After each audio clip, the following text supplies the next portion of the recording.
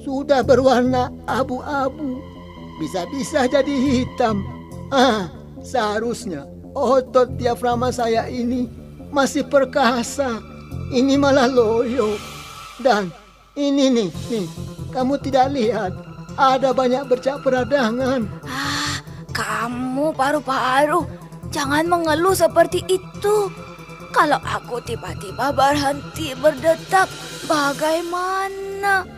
Karena jalur aliran darah yang semakin sempit bisa mengangkat kita semua. Coba ya, kalau dia mau berhenti merokok. Coba juga, seandainya dia rajin berolahraga. Coba kalau dia mau makanan-makanan yang sehat dan bergizi. Tentu kita tidak akan seperti ini ya. Iya.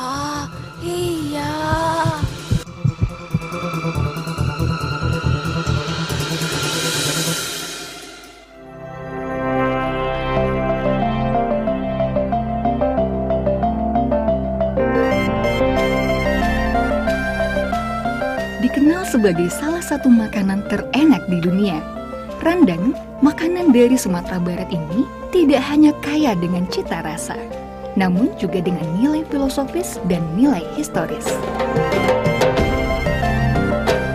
Perpaduan dari 4 bahan pokok yang melambangkan keutuhan masyarakat Minang. Daging melambangkan kekuatan nenek mama atau kepala suku Minang. Santan melambangkan kaum cadak pandai atau berilmu. Cabai merefleksikan ketegasan dari alim ulama. Sedangkan bumbu-bumbunya melambangkan keanekaragaman budaya dan keanekaragaman kesenian masyarakat Minang. Disatu padukan hingga menghasilkan randang yang menimbulkan musyawarah dan mufakat.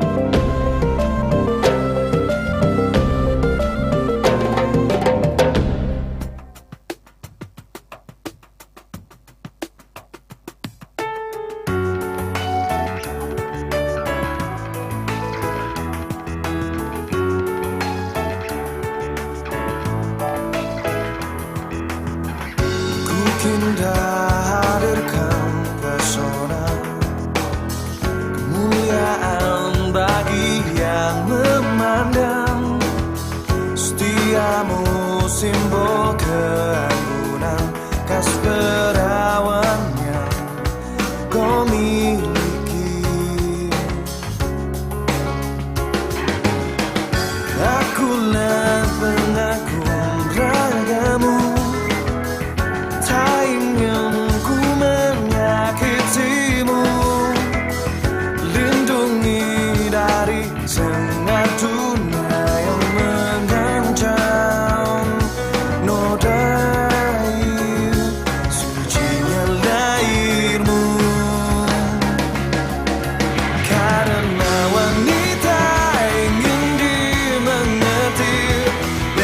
tutur lembut dan laku agung. Karena wanita ingin dimengerti, manjakan dia, kasih sayang. Ingin ku ajak engkau menari, mendihanlah cahaya bulan sebagai tanda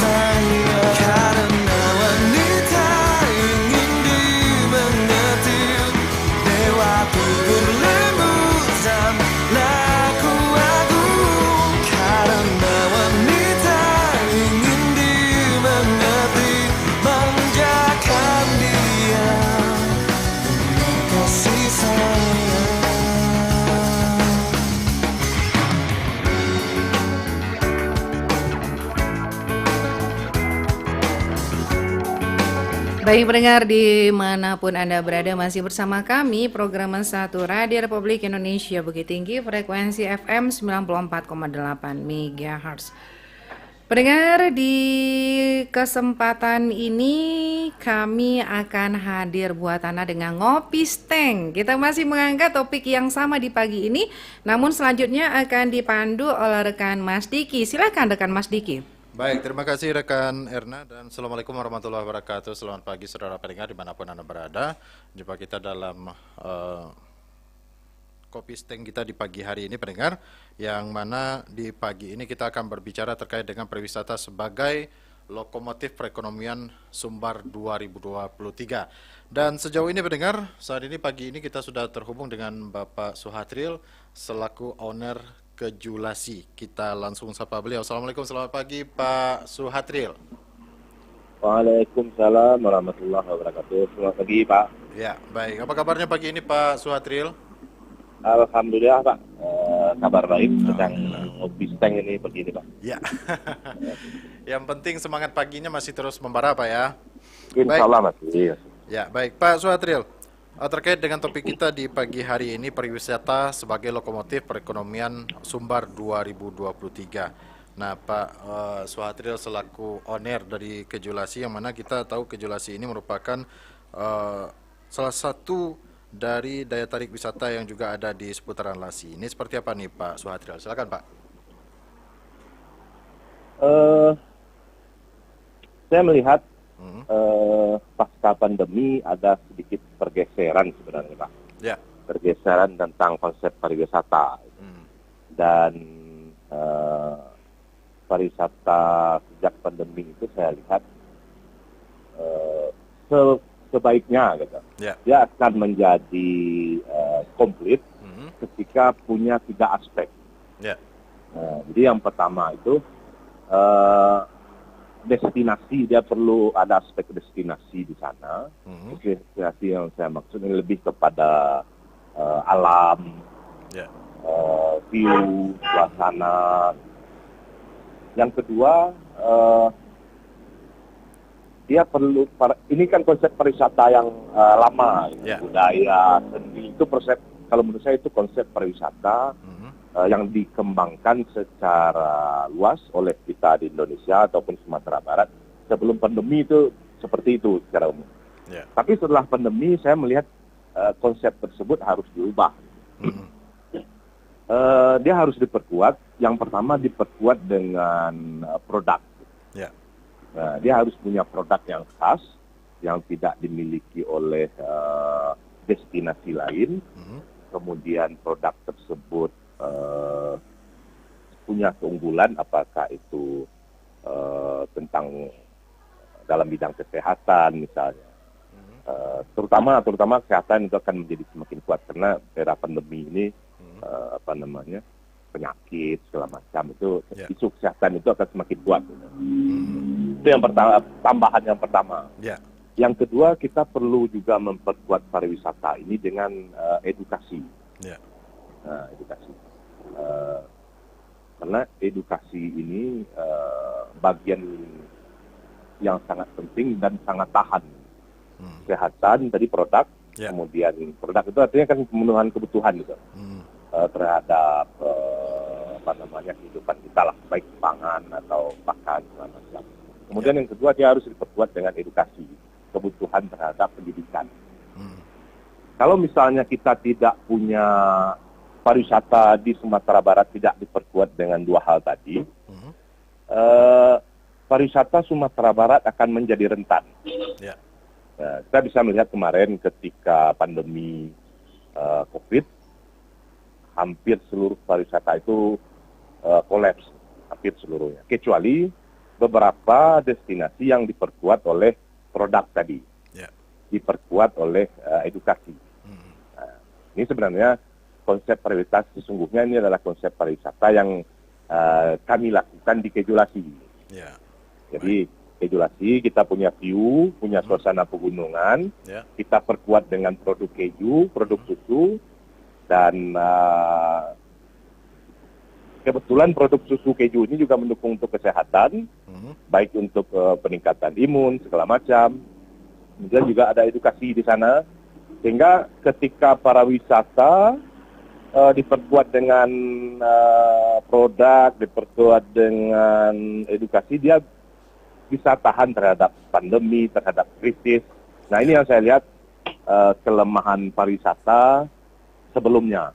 Nah, ketika kita bisa Sumatera Barat, bisa mengadopsi konsep seperti ini, memperkuat setiap destinasi-destinasi di Sumatera Barat dengan produk-produk yang khas, kemudian diperkuat dengan edukasi-edukasi, tentu yang berkaitan dengan destinasi tersebut, pariwisata di Sumatera Barat bisa menjadi lebih kuat, lebih daya ungkitnya terhadap perekonomian itu juga akan semakin kuat. Dia juga bisa menggerakkan dampak dari pariwisata juga akan semakin besar terhadap menggerakkan ekonomi masyarakat. Gitu kira-kira, Pak. Ya, berarti dalam artian terkhusus juga bagi para pelaku pariwisata ini, khususnya yang memiliki usaha untuk pariwisatanya, ini memang harus didukung dengan berbagai sektor begitu, Pak Suhatril ya? Ya, betul. Karena itu tadi, kita melihat sejak pandemi COVID ini, artinya kita orang butuh beberapa alasan. Tidak cukup alasan itu hanya untuk healing. Healing ini menjadi alasan untuk berwisata dalam kondisi normal. Nah, saya melihat sejak COVID, kita perubahan ini akan semakin cepat. Apakah itu pandemi, apakah virus, apakah sekarang ini nama resesi. Resesi nanti kalau terjadi resesi, pariwisata akan menjadi pilihan terakhir. Pangan akan menjadi pilihan pertama. Tapi ketika pariwisata tersebut punya produk di sana, apalagi kalau produk pangan berkaitan dengan kesehatan, kemudian ada edukasi, dia menjadi semakin kuat dan dia bisa bertahan di kondisi-kondisi yang tidak menentu tadi. Jadi memang harus itu menjadi PR kita ke depan. Sumatera Barat punya PR memperkuat destinasi ini. Ini sebenarnya kan satu sisi, Pak, masih ada sisi lain pelayanan, tapi pelayanan, kebersihan segala macam itu kan sebenarnya udah menjadi aspek yang standar sebenarnya. Nah, itu sudah sana. Tapi ini yang saya rasa ini hal yang baru yang memang harus ditambahkan, dimasukkan kepada setiap destinasi pariwisata di Sumatera Barat. Berarti artian banyak sekali segi aspek yang perlu menjadi perhatian bagi para pelaku usaha sendiri, khusus bagi pariwisata nih Pak Suhatril ya. Dan sejauh ini Pak Suhatril, bagaimana Bapak melihat sendiri perkembangannya untuk di wilayah Sumatera Barat? Misalnya kalau untuk beberapa daerah destinasi wisata yang ada di Sumatera Barat, apa nih yang kira-kira menjadi fokus penting bagi Bapak sendiri untuk demi kemajuan pariwisata ini, Pak? Fokus kita di dalam pariwisata Sumatera Barat sebenarnya memang masih sangat banyak, Pak. Atau Indonesia secara umum lah. Kita bisa melihat data tahun, kalau tidak salah, data kunjungan tahun 2022 itu atau 2021, kunjungan pariwisata Indonesia itu kan hanya 1,8 juta. Kalau kita bandingkan dengan Malaysia 26 juta, Thailand hampir 40 juta, memang sangat rendah. Artinya data nasional, saya nggak punya data Sumatera Barat, cuman data nasional itu mungkin bisa berkorelasi dengan data pariwisata Sumatera Barat. Artinya kita masih punya space yang luar biasa besar untuk peningkatan kunjungan pariwisata tersebut. Ya, seperti kalau misalnya banding Malaysia, kita punya 24 juta. 24 juta itu kira-kira 12 kali lipat dari saat ini, dari 1,8 ini. Artinya Sumatera Barat pun punya potensi untuk meningkatkan pariwisatanya yang 10 kali lipat dari saat ini. Nah, cuman PR kita memang masih banyak. Baik itu termasuk PR yang menjadi standar pariwisata tadi, Pak. Seperti akses misalnya, kita masih kekurangan akses. Akses jalan ke tempat pariwisata kita masih kecil, bahkan kadang ada yang masih bolong-bolong, bahu jalan tidak ada, irigasi tidak ada. Itu sebenarnya kan memang menjadi masalah, salah satu masalah utama pariwisata. Kemudian pelayanan, kita sesungguhnya adalah masyarakat yang suka melayani sebenarnya, suka suka menerima tamu sebenarnya orang Sumatera Barat. Cuman memang di beberapa situasi kita sering kali mendengar bahwa pelayanan di tempat wisata kita ada yang kurang memuaskan, walaupun di beberapa tempat sudah baik. Tapi secara umum masih menjadi PR untuk ditingkatkan. Kedua, persoalan kebersihan. Kebersihan memang menjadi masih masalah buat kita bersama. Nah, kita masih punya kesadaran yang rendah untuk bagaimana membuang sampah pada tempatnya, termasuk pengolahan sampah. Kemudian juga persoalan kelengkapan pariwisata. Kita sudah banyak punya desa wisata, tapi yang kelengkapan infrastruktur pariwisata termasuk homestay-nya itu kan masih kurang, Pak. Jadi memang kebutuhan standar itu memang masih banyak yang perlu kita benahi. Cuma akan tetapi di beberapa tempat pariwisata yang anggaplah digarap oleh Darwis atau digarap oleh pribadi swasta, kita syukuri sebagian besar ada beberapa yang sudah mulai melihat yang saya sampaikan tadi, memperkuat pariwisata dengan produk, memperkuat pariwisata dengan edukasi, itu sudah mulai dilakukan. Ini seringkali berbasiskan kepada agrowisata ini. Nah, terakhir sebenarnya satu lagi yang paling penting sebenarnya di dalam meningkatkan pariwisata sebenarnya kan marketing, Pak. Sebenarnya Manggaleh itu sebenarnya yang paling penting itu adalah promosi, bukan produk. Nah, ini yang seringkali kita belum tepat menilainya. Persoalan pariwisata sebenarnya persoalan promosi. Persoalan pelayanan segala macam itu adalah persoalan kunjungan kembali sebenarnya. Tapi kalau untuk meningkatkan kunjungan, promosi aja digencarkan. Nah, karena setiap destinasi itu dia akan punya marketnya sendiri. Ada yang menengah ke bawah, ada yang menengah, ada yang menengah atas. Pertanyaannya, apakah marketnya itu atau pasarnya itu mendapatkan informasi yang cukup tentang destinasi pariwisata tersebut atau kepariwisataan kita di Sumatera Barat. Itu sebenarnya paling penting sebenarnya kalau menurut saya promosinya, karena kalaupun pariwisata kita anggaplah grade-nya 3 atau 4, pasarnya tetap ada. Grade-nya nilainya 5 sampai 7 pasarnya ada juga. Nilainya 8 sampai 10 juga ada pasarnya. Sekarang kita tinggal mempromosikan,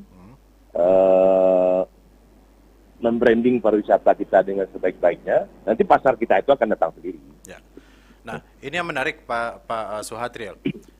Seperti yang Bapak sampaikan tadi, bahwasanya untuk seperti negara tetangga sajalah kita melihat untuk Malaysia ini angka kunjungannya lebih tinggi daripada Indonesia. Nah, jauh lebih tinggi. Jauh lebih tinggi Pak Suhatril ya. Nah, ini menjadi satu PR loh Pak Suhatril bagi kita masyarakat Indonesia dan pelaku usaha wisata khususnya untuk menarik para wisatawan untuk melancong ke Indonesia.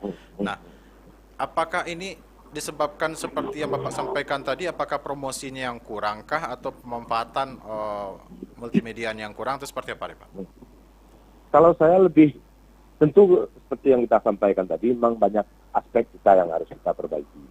Tapi kalau untuk kunjungan sesaat, artinya temporary, aspek marketing yang paling penting, Pak. Kita pernah seringkali mendengar kalau di seminar kewirausahaan, nah sebenarnya kan sama aja wirausaha dengan pariwisata ini kan sama.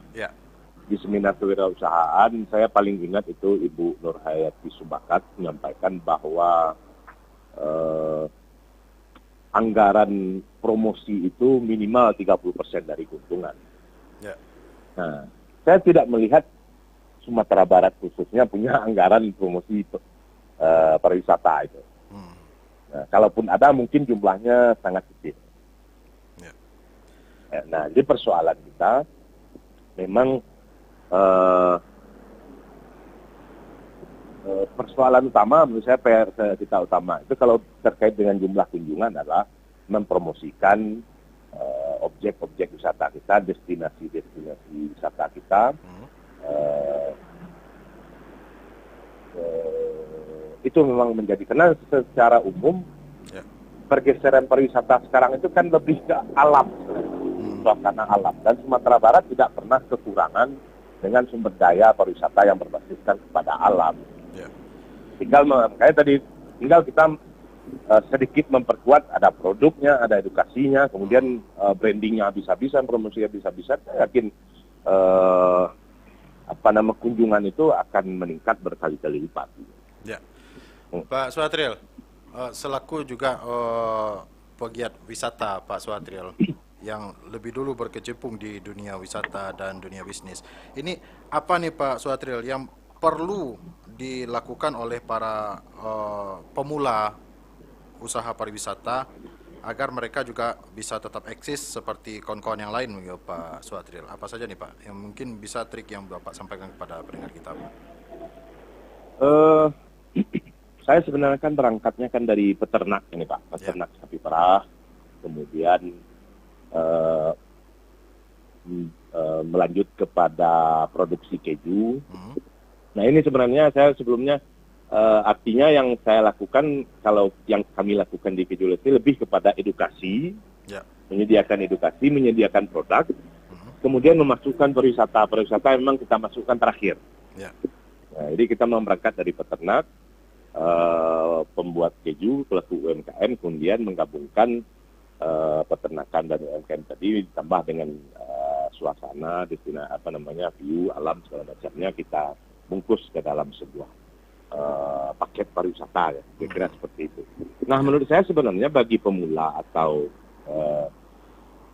Darwis atau kawan-kawan yang lain, saya melihat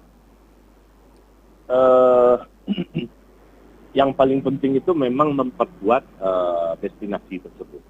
Nah, kita harus membuat beberapa alasan kenapa pengunjung harus datang ke tempat kita. Jangan hanya satu alasan ingin selfie, ingin berfoto. Tapi ada produk yang dibutuhkan. Ada produk yang ingin dicari. Kalau bisa ini tidak ada di tempat lain. Misalnya di Keju Laki. Satu-satunya yang memproduksi keju kita. Jadi orang punya alasan kedua. Kenapa harus datang berwisata edukasi di Keju Laki? Karena mereka mencari produk keju. Yang kedua, ada edukasinya. Jadi ada beberapa alasan. Karena edukasi itu sebenarnya, produk dan edukasi itu adalah kebutuhan yang tidak pernah berhenti. Makanan orang tidak akan pernah berhenti. Edukasi selama masih ada balita atau anak-anak yang lahir, akan selalu butuh edukasi baik pertanian, peternakan, lebih banyak memang kepada agrowisata. Itu tidak akan pernah mati. Baik di masa pandemi, baik di masa krisis, itu akan selalu bertahan. Nah, kemudian memang terakhir ya sarana dilengkapi, kebersihan, pelayanan diperbaiki. Terakhir tidak boleh lupa untuk membranding, mempromosikan, dan tentu saja ada biaya di sana, dan biaya promosi termasuk sesungguhnya adalah biaya yang cukup besar. Jadi tidak perlu malu-malu ragu-ragu untuk kalau saat ini kan sebenarnya marketing relatif lebih murah sebenarnya dengan digital marketing. Jadi tidak perlu malu-malu, ragu-ragu apakah itu pakai FB ad, IG ad, atau pakai Telegram, pakai endorse oleh akun-akun yang besar. Sebenarnya itu sudah lebih dari cukup. Itu kira-kira Pak. Oke, baik. Pak Suhatril, melihat dari perkembangannya, kita bisa melihat bahwasannya khusus kita di Sumatera Barat ini potensi wisata kita cukup besar dengan bentangan alam yang ada di wilayah kita ini, Pak Suhatril. Betul.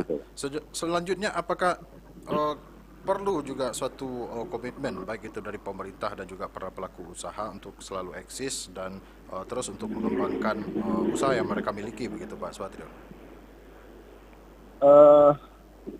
Komitmen pelaku usaha dan pemerintah memang sangat dibutuhkan, Pak. Karena yang punya tidak bisa kita pungkiri, yang punya anggaran, yang punya kebijakan itu kan adalah pemerintah.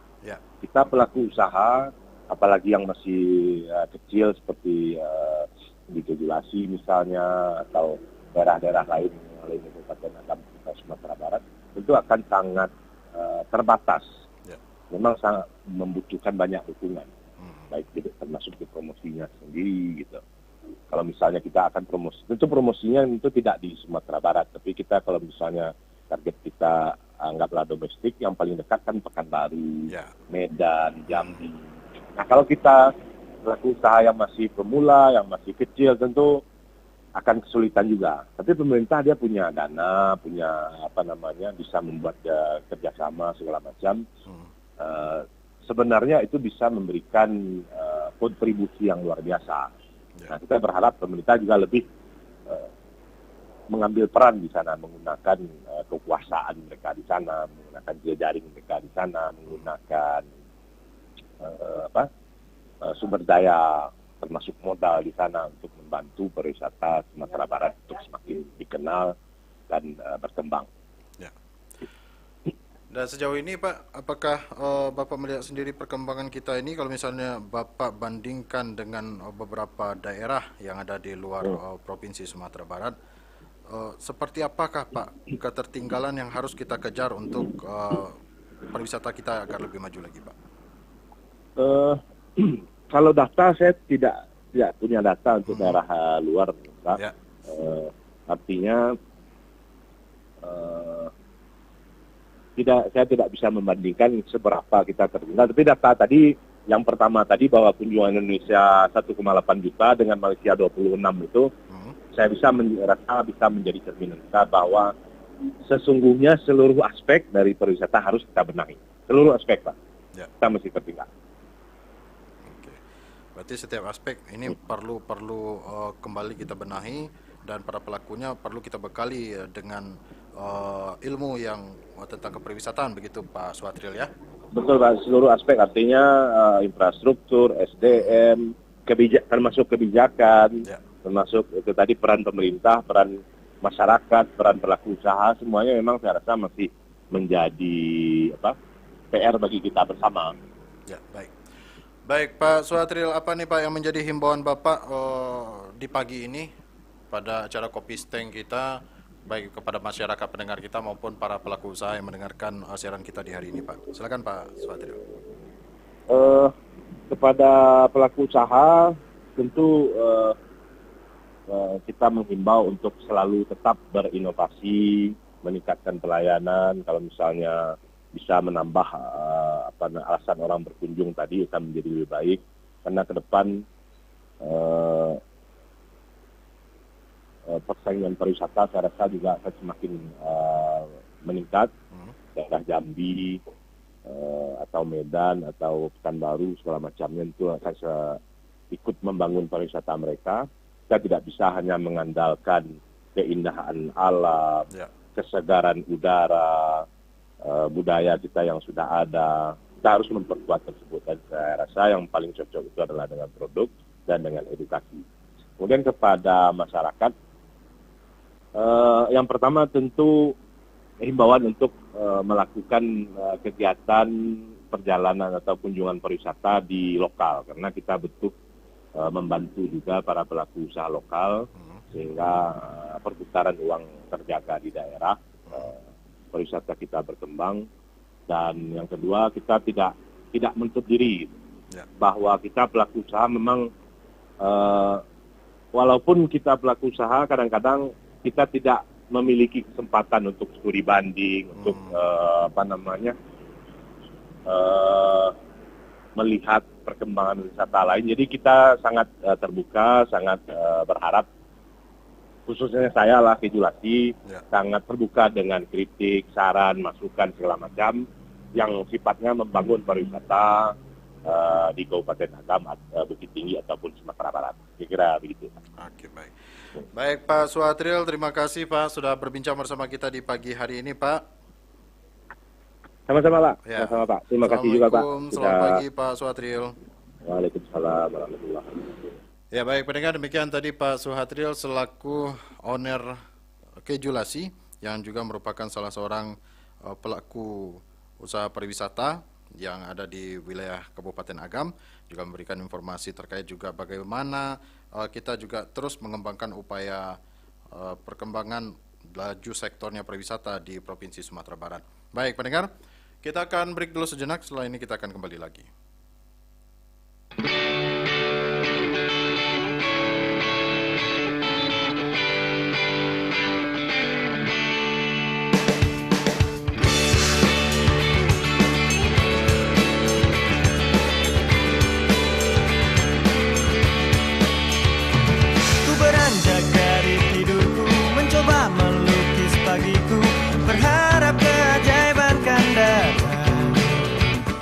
Daun tak bergerak, sang burung terdiam menanti senyuman. Berdiri termangu membisu, apakah yang akan terjadi? Akankah keindahan menyapa? Rumput tak berdesah, tunduk tak bergoyang menanti sentuhan. Berat untuk melangkah,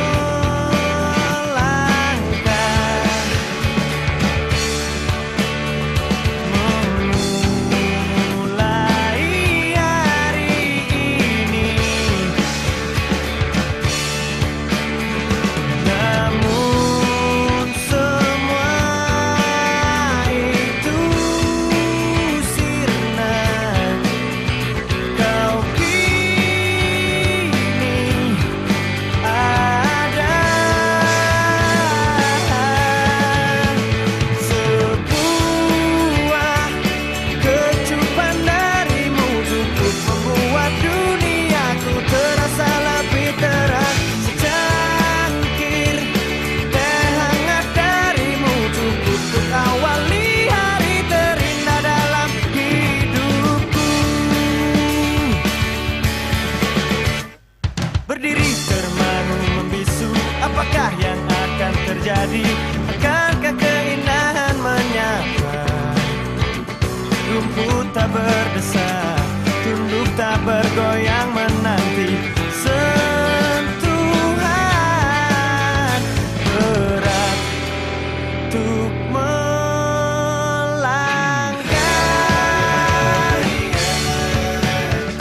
memulai hari ini. Namun semua itu sirna. Kau kini ada sebuah kecupan darimu cukup membuat duniaku terasa lebih terang. Secangkir teh hangat darimu cukup untuk awali hari terindah dalam hidupku.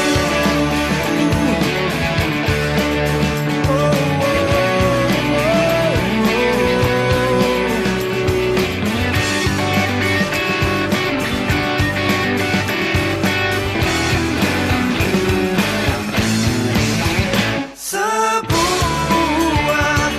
kecupan darimu cukup membuat duniaku terasa lebih terang. Secangkir teh hangat darimu cukup untuk awali hari terindah dalam hidupku.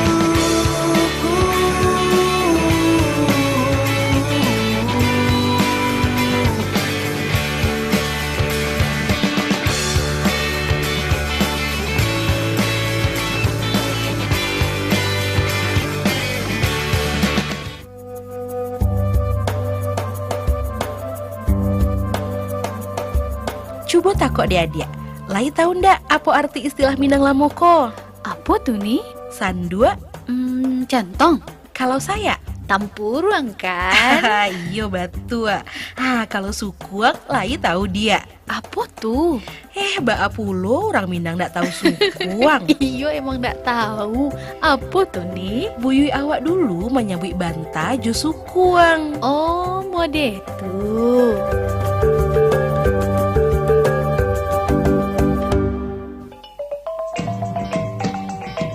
Batu Batikam. sebuah peninggalan bersejarah di kota Batu Sangkar, Sumatera Barat, menjadi saksi atas perselisihan dua pemimpin besar Minang kala itu, Datuk Parapatianan Sabatang dan Datuk Katumangguangan. Keberadaan sebuah batu yang memiliki lubang di tengahnya karena tikaman keris dari Datuk Parapatianan Sabatang ini seolah memberi pelajaran bahwa sebuah konflik tidak bisa diselesaikan dengan kekerasan, namun dengan musyawarah dan mufakat. Hingga kini batu batikam menjadi warisan sejarah yang menyimbolkan kedamaian dan kesepakatan.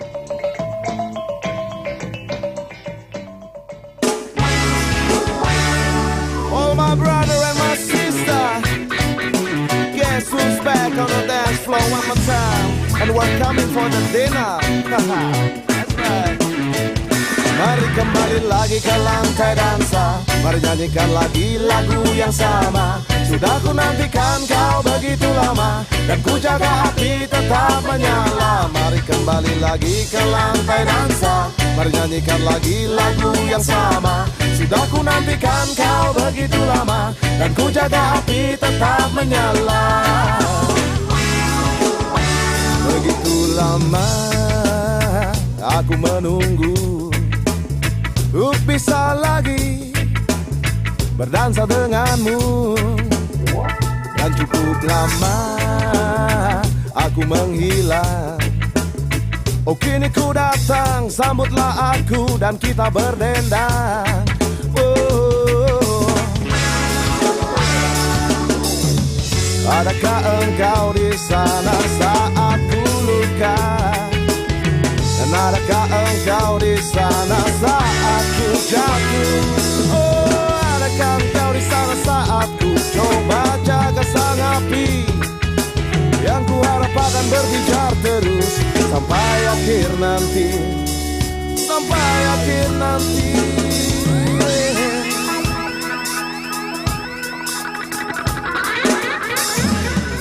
That's right. Don't look at to my face. Here I am. Are you ready now? Mari kembali lagi ke lantai dansa, mari nyanyikan lagi lagu yang sama. Sudah ku nantikan kau begitu lama, dan ku jaga api tetap menyala. Mari kembali lagi ke lantai dansa, mari nyanyikan lagi lagu yang sama. Sudah ku nantikan kau begitu lama, dan ku jaga api tetap menyala. Baik, terima kasih pendengar. Anda masih bersama kami di Pro 1 RRI Bukit Tinggi di kesempatan pagi hari ini pendengar dalam dialog interaktif pagi kita dengan Kopi Steng. Ya, kita berbicara pendengar terkait dengan pariwisata sebagai lokomotif perekonomian Sumbar 2023. Dan tentunya pendengar pagi ini kita juga sudah terhubung dengan Bapak Muhammad Zuhrizul selaku owner Lawang Park. Kita sapa beliau. Assalamualaikum, selamat pagi Pak Zuhrizul. Waalaikumsalam, Dinda. Selamat pagi, pemirsa RRI Bukit Tinggi. Ya, dengan Diki di studio, Pak. Oh ya. Ya, baik. Pak Diki. Zuhrizul, ini sejauh ini seperti apa nih Pak? Kalau Bapak misalnya melihat dengan topik kita di pagi hari ini, pariwisata sebagai lokomotif perekonomian Sumbar 2023. Ini seperti apa Bapak melihat sejauh ini untuk pergeliatan pariwisata kita di Sumbar ini, Pak? Ya, terima kasih. Ya tidak bisa kita bohongi bahwa di masa pandemi itu semua terhenti. Akibat apa? Kalau pabrik-pabrik bisa saja tetap berjalan semasa pandemi gitu ya.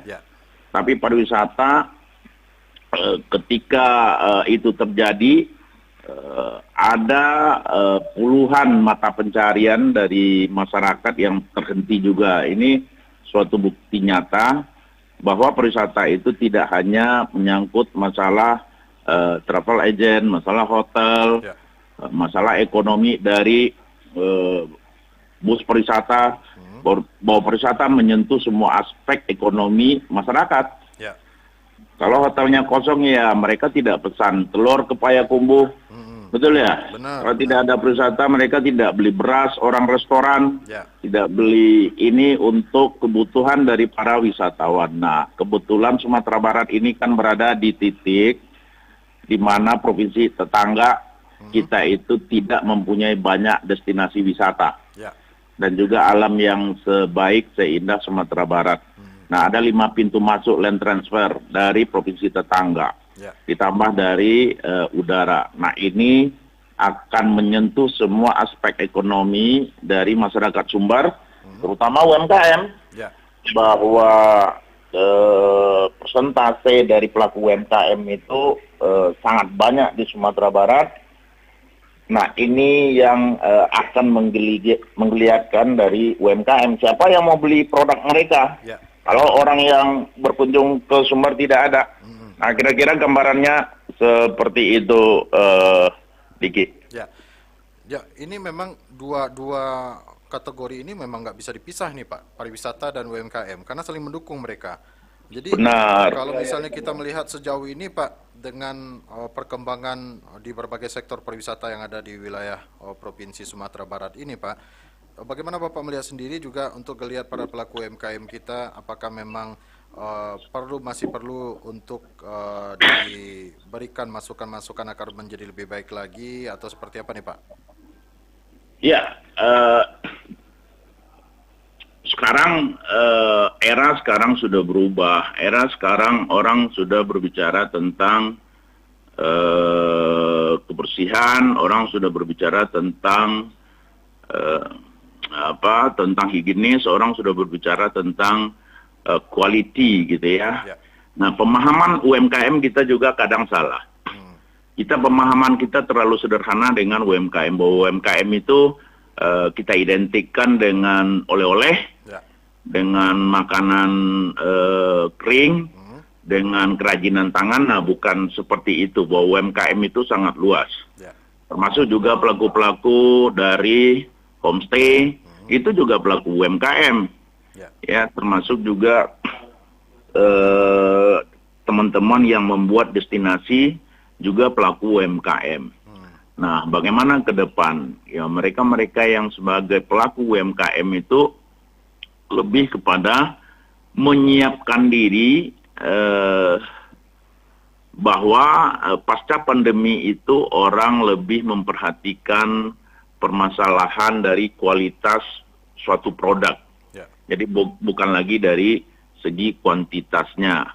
Bila mereka pergi ke rumah makan, pergi ke tempat destinasi wisata, bukan hanya sekedar orang ramai, tapi orang tidak menikmati, tapi juga mereka merasa, yang pertama itu merasa nyaman, mereka merasa aman, dan juga produk-produk yang dijual di situ berkualitas, dan pada akhirnya mereka akan kembali lagi dan bahkan menyampaikan kepada orang lain. Nah, ini sebetulnya inti dari pariwisata dan kelemahan kita di Sumatera Barat. Kita belum menuju kepada quality of life. Kita belum menuju kepada suatu menyiapkan amenity dari pariwisata itu secara membuat orang itu lebih terkesan dan orang kembali lagi. Jadi clean, health, safety, dan yang terpenting sustainability. Dia berkelanjutan dan menjaga alam dan lingkungan tentunya. Nah, ini ke depan mungkin ya, bahwa pariwisata ke depan itu tidak lagi masalah orang ramai datang secara kuantitas, tapi menuju kepada kualitas, apakah itu produk jasa atau produk barang lainnya. Itu kira-kira, Dinda. Ya, tapi yang lebih penting terutama itu pelayanan, Pak, ya? Ya, itu jasa tadi itu. Ya, sejauh ini Pak Zorizul, kalau misalnya kita melihat perbandingan dengan beberapa daerah yang ada di luar Provinsi Sumatera Barat, seperti yang sudah Bapak sampaikan tadi, ada beberapa lini yang memang harus dilakukan perbaikan dan peningkatan.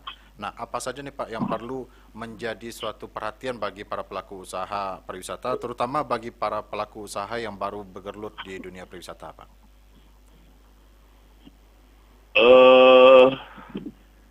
Ya, uniknya memang Sumatera Barat kan ini kan suatu daerah yang dikunjungi oleh orang yang repeaternya itu tinggi dari hasil survei ya. Ya. Jadi orangnya artinya sudah pernah ke sini gitu ya. Dan mereka datang lagi. Nah, bahwa para pelaku pariwisata harus terus berbenah dan mencari diferensiasi dari destinasi. Ya. Ada pembeda, ada sesuatu yang baru terus di Sumatera Barat ini. Nah, membuat orang datang lagi. Tapi kalau tidak, ini akan menjadi kebosanan tersendiri bagi wisatawan untuk mencari alternatif daerah lain untuk mereka liburan. Ya. Nah, untuk itu kita berharap kepada para pelaku pariwisata itu untuk terus berinovasi dalam artian bahwa pariwisata itu terus berkembang dan orang mencari sesuatu yang baru. Bahkan tempat-tempat yang jauh di desa-desa, jalannya jelek, tapi kalau dia mempunyai kualitas ke situ orang datang, orang nggak peduli sekarang gitu ya. Benar. Kita lihat jalan sempit ke Sikabu itu dia bikin di sawah hanya ada glamour camp, bayarnya itu inden, bayarnya jutaan satu malam, orang nginap di tenda dan di situ cuma ada sawah, jalannya sempit. Tapi orang akan datang. Bahwa pariwisata itu tidak lagi objek wisata. Ini yang harus dipahami oleh para pelaku pariwisata di Sumatera Barat. Apapun bisa menjadi daya tarik wisata. Nah, pemahaman kita kan seolah-olah pariwisata ini objek wisata. Itu yang salah selama ini. Bahwa Sumatera Barat ini kan adalah landscaping. Dia Sumatera Barat ini dimanapun titik orang berdiri, dimanapun titik orang berjalan, berkendaraan, membawa mobil, kiri kanannya itu landscape, kiri kanannya itu orang sudah berwisata. Nah, ini yang mungkin peluang ke depan bahwa teman-teman pelaku pariwisata harus melihat potensi itu menjadi suatu sentuhan sedikit, tapi bisa menjadi daya tarik wisata. Kira-kira itu inovasi ke depan yang lebih diutamakan. Oke, baik. Baik, Pak Zuhrizul, terima kasih Pak sudah berbincang bersama kita di Pro 1 RRI Bukit Tinggi pagi hari ini pada acara Kopi Steng kita, Pak. Baik, Ya. Dinda Diki. Ya, terima kasih Pak Zuhrizul. Assalamualaikum, selamat pagi Pak. Selamat pagi. Terima kasih Dinda. Ya. Baik, pendengar, demikian tadi pembicaraan kita bersama Bapak Muhammad Zuhrizul selaku owner Lawang Port, yang tentunya sudah juga memberikan informasi terkait bagaimana juga sektor pariwisata yang ada di Sumbar agar menjadi lebih baik lagi. Baik, pendengar, kita akan break dulu sejenak, setelah ini kita akan kembali lagi.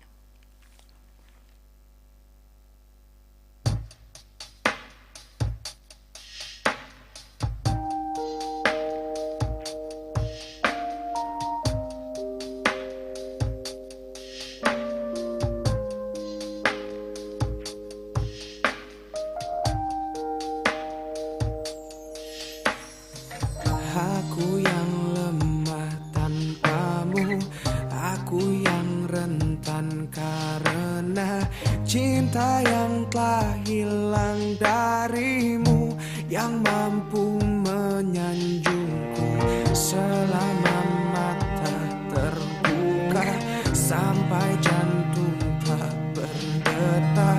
Selama itu pun aku mampu untuk mengenalmu. Darimu ku temukan hidupku, bagiku kaulah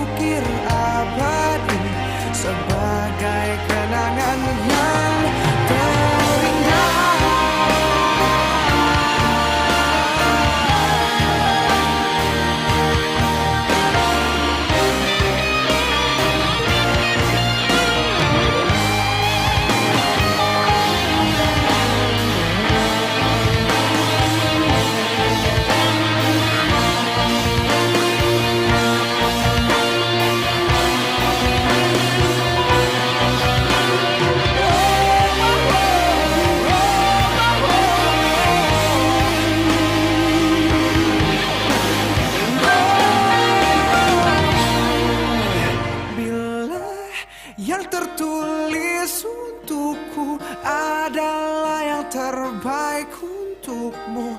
Kan ku jadikan kau kenangan yang terindah dalam hidupku.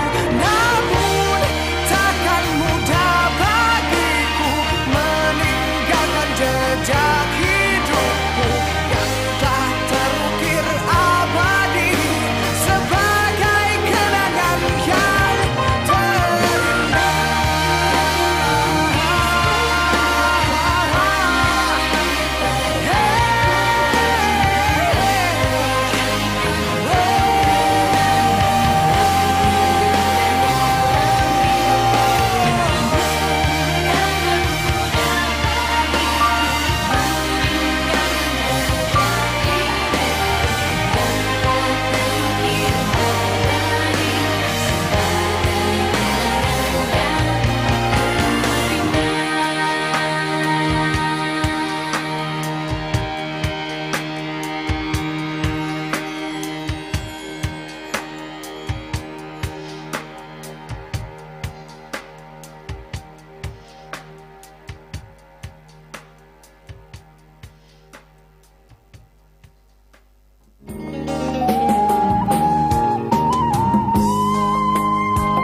Orang Minang terbagi 3 kelompok. Kelompok pertama adalah orang Minang asli, iaitu orang Minang yang masih bangga menjadi bahagian orang Minangkabau, mengecek Minangkabau dan mengamalkan budaya Minangkabau. Dan yang kedua adalah Minang Anyuik atau Minang Tagadai. Itu orang-orang Minang yang malu merasa sebagai orang Minang, tidak amuah mengecek Minang, merasa dirinya tu kampungan kalau mengecek Minang dan berbudaya Minang, tidak peduli dengan sejarah. Ba mangko Tagadai, ba mangko Anyuik bahasanya. Sebab kalau Tagadai masih bisa ditabuhi, kalau Anyuik masih bisa dipintih. Ikulah harus diselamatkan. Nah, ketiga ada Minang Karam. Kalau lah Karam, itu memang tak ada harapan leh. Inyo tak mau bergaul orang Minang, inyo lah memisahkan diri. Pokoknya lah hilangnya. Nang Karam, ku ba acaranya padialannya Karam. Kalau awak lah jadi orang Minang, jati diri waktu lah kuat balik. Minangkabau itu akan kembali menjadi bangsa yang akan diperhitungkan.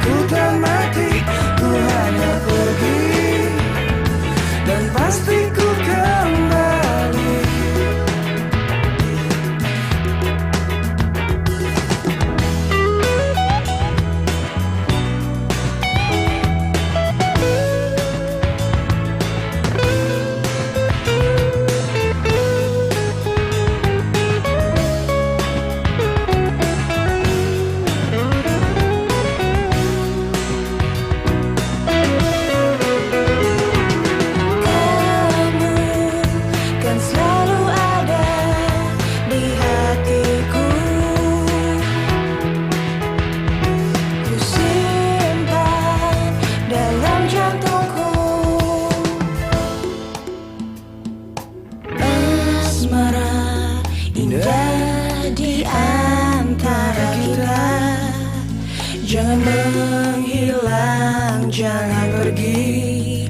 Bila malam ini ku menghilang,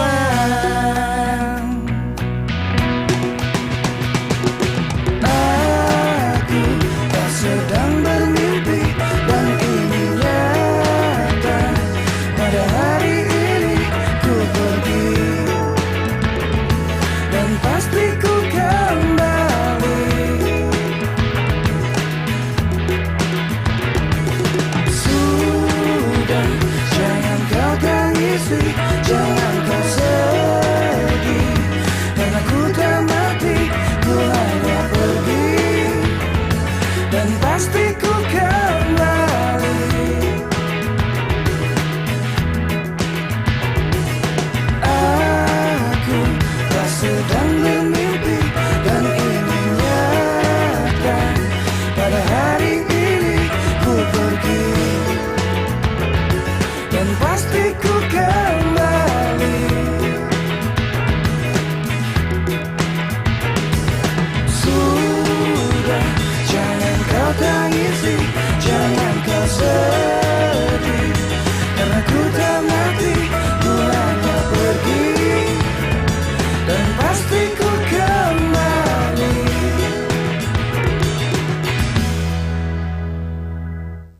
Terima kasih pendengar, Anda masih bersama kami di Pro 1 RRI Bukit Tinggi pada program dialog Kopi Steng kita di pagi hari ini pendengar.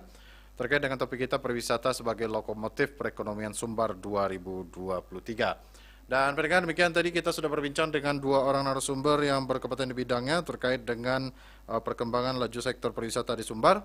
Dan insya Allah pendengar, kita akan jumpa lagi dalam dialog Kopi Steng di lain kesempatan, tentunya juga dengan topik yang berbeda. Saya Diki pamit undur dari udara. Terima kasih atas perhatian Anda. Assalamualaikum warahmatullahi wabarakatuh. Selamat pagi dan selamat beraktivitas. Pro 1, kanal informasi dan inspirasi. Pro 1, kanal informasi dan inspirasi.